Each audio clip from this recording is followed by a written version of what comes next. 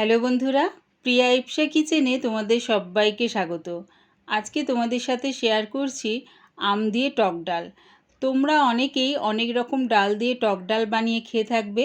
একবার আমার মতন করে আম দিয়ে বিউলির ডালের মধ্যে টক ডাল বানিয়ে খেয়ে দেখো, আশা করছি বেশ ভালো লাগবে। রেসিপিটা ভালো লাগলে প্লিজ আমার চ্যানেলটিকে লাইক, কমেন্ট ও সাবস্ক্রাইব করে দিও। তবে দেখে নাও বিউলির ডালের মধ্যে আম দিয়ে আমি কিভাবে টক ডাল বানিয়ে থাকি। আমি এখানে বিউলির ডাল নিয়ে নিয়েছি। ডালটাকে জল পাল্টে পাল্টে 4-5 বার ধুয়ে নেব।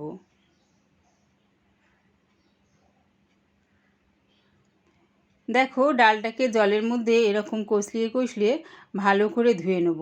যতক্ষণ না এই যে জলটা সাদা হয়ে যাচ্ছে একদম, ততক্ষণ আমি ডালটাকে ভালো করে ধুয়ে নেব।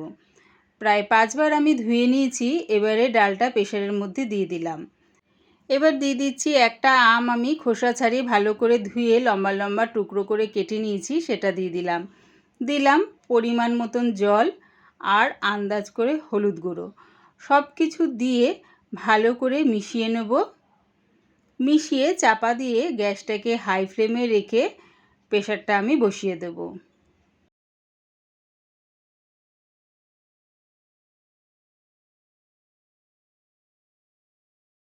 প্রায় 8টা সিটি দিয়ে আমি গ্যাসটা বন্ধ করে দিয়েছি।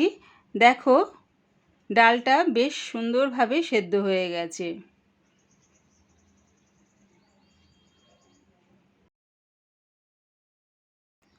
গ্যাসটা হাই ফ্লেমে রেখে একটা কড়া বসিয়ে দিলাম 1 চামচের মতন সর্ষের তেল। ফোড়নের জন্য দিচ্ছি 2টো শুকনো লঙ্কা, হাফ চামচ সাদা গোটা জিরে, আর দিচ্ছি হাফ চামচ কালো সর্ষে, 2টো তেজপাতা। ফোড়নের থেকে যখন দেখবে সুন্দর একটা গন্ধ বেরোচ্ছে, তার মানে ফোড়নটা আমার সুন্দর করে ভাজা হয়ে গেছে।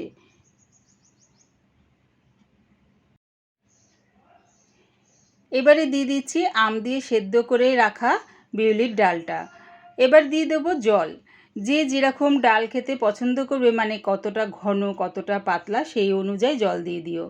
দিলাম স্বাদ অনুযায়ী নুন, আর দিচ্ছি আদা আর মৌরি একসাথে বেটে নিয়েছি, সেটা দিয়ে দিলাম 1 চামচ। সব কিছু দিয়ে ভালো করে মিশিয়ে নিচ্ছি। ফোড়ন দেওয়ার পর আদা আর মৌরিটা যদি দেওয়া হয়, তাহলে আদা আর মৌরি থেকে যে কাঁচা গন্ধটা বেরোবে, ডালটা খেতে আরও ভালো লাগবে। দিয়ে দিলাম 2টো চেরা কাঁচা লঙ্কা। সব কিছু দিয়ে ডালটাকে ফুটতে দিলাম। 1 মিনিট ধরে ডালটা আমি ফুটিয়ে নিয়েছি। রেডি হয়ে গেছে আম দিয়ে বিউলির ডাল। একবার আমার মতন করে এই টক বিউলির ডাল খেয়ে দেখো, আশা করছি বেশ ভালো লাগবে। পুরো রেসিপিটা দেখার জন্য প্রিয়া ইপসা কিচেনের থেকে তোমাদের সবাইকে অনেক ভালোবাসা রইল। রেসিপিটা ভালো লাগলে প্লিজ আমার চ্যানেলটিকে সাবস্ক্রাইব করে দিও।